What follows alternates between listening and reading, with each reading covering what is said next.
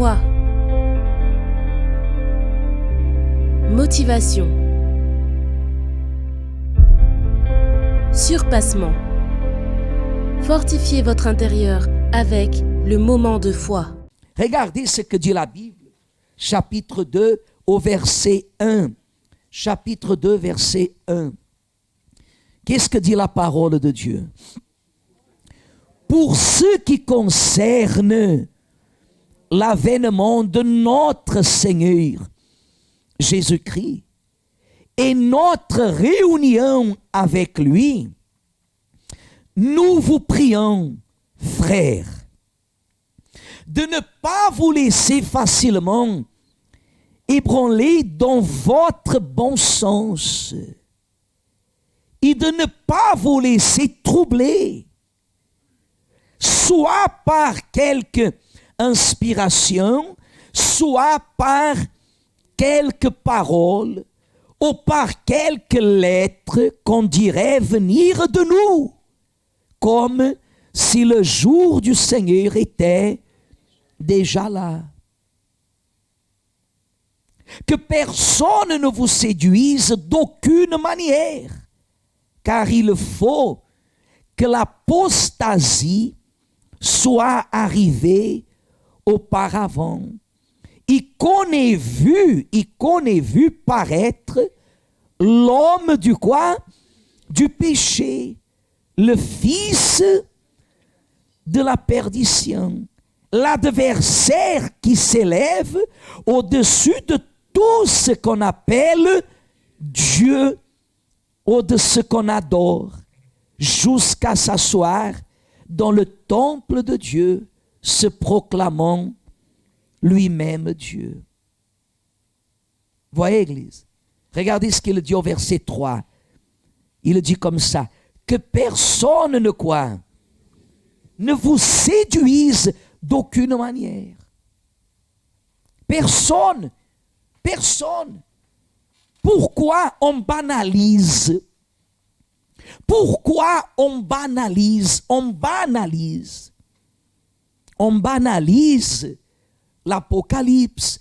On banalise ce que nous appelons le retour du Messie.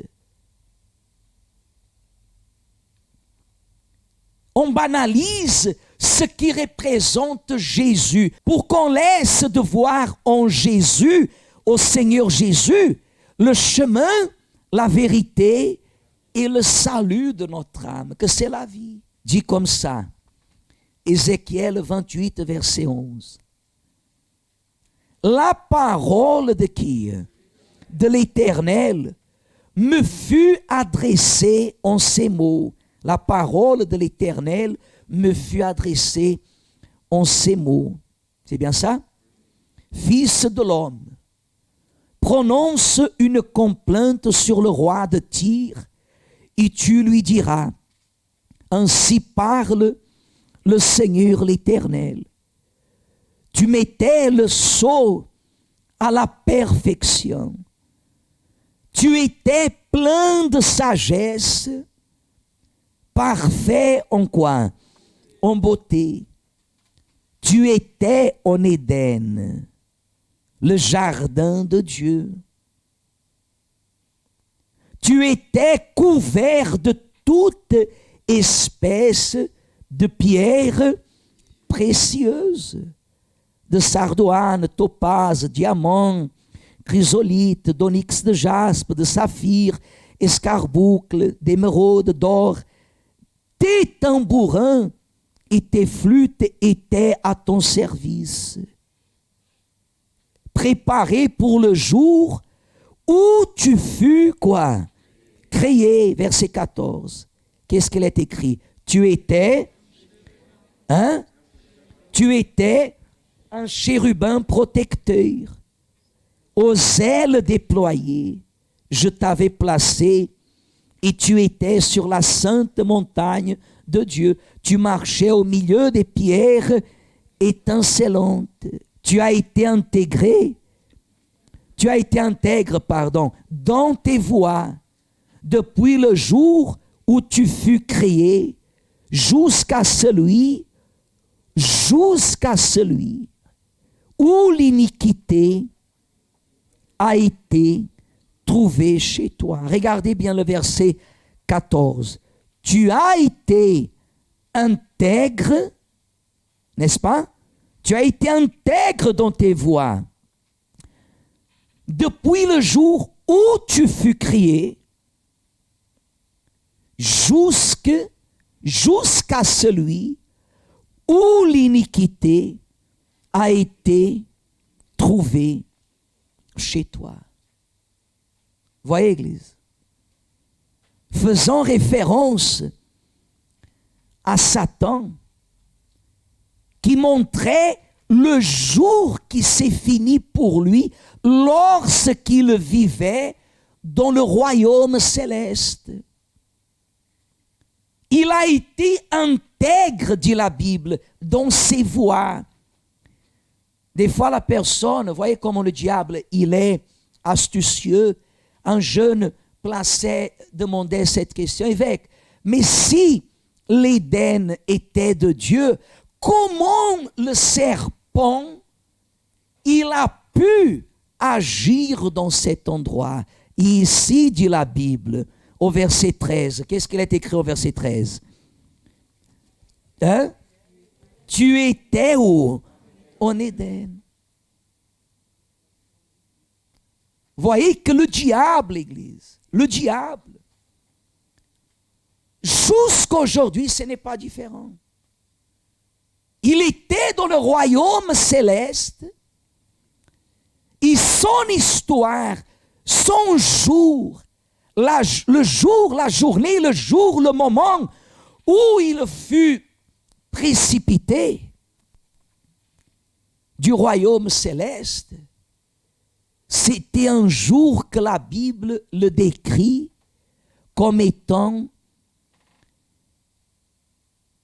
pas ce verset-là, le dernier verset que j'ai lu, comme étant, dit la Bible, verset 15, tu as été intègre dans tes voies depuis le jour où tu fus créé, depuis le jour où tu fus créé, regardez, jusqu'à quand? Jusqu'à celui où l'iniquité a été trouvée chez toi. Où l'iniquité a été trouvée chez lui. Quelle iniquité? Quelle iniquité il avait? Ce jour que l'iniquité a été trouvée en lui. Et Ézéchiel montre, Dieu révèle à Ézéchiel que ce jour-là, c'était le jour où l'iniquité a été quoi? Découverte, qui a été exposée, car rien n'est caché à Dieu. Par exemple, l'iniquité, c'est quoi? L'iniquité, c'est quand vous regardez quelque chose et vous désirez avoir la même chose. Ça, c'est l'iniquité. Et nous tous, nous devons sonder notre cœur pour voir si le diable, il ne rôde pas déjà notre cœur. Parce que Ève, elle est tombée dans cette iniquité. Avant de manger le fruit, d'abord le diable lui a fait la quoi? La tête, par la séduction.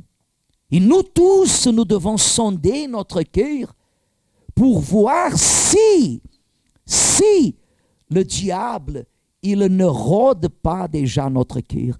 Parce que Ève, elle est tombée dans cette iniquité. Avant de manger le fruit, d'abord le diable lui a fait la quoi? La tête, par la séduction. Parce qu'il était déjà en Éden. Le diable savait comme il allait séduire Ève, comme il allait détruire l'homme fait à l'image de qui? De Dieu. Là se trouve un signe qui montre que la fin arrive. L'iniquité qui est présente dans l'Église et qui est présente dehors de l'Église. Les projets qui sont faits pour faucher des âmes, pour empêcher les âmes d'être sauvées.